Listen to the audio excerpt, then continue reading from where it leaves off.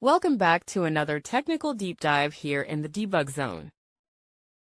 Today, we're tackling a big question and breaking it down with insights from other users.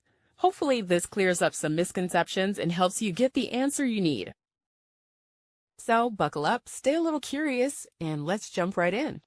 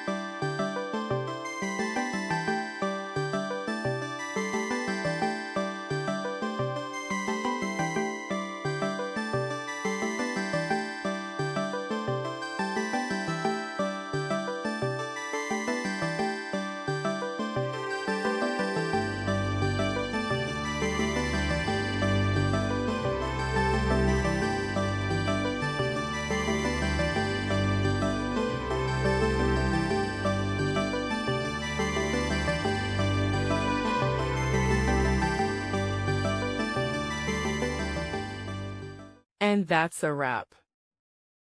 I hope you found the answer you were looking for. If you did, take a second to hit that subscribe button. It really helps out.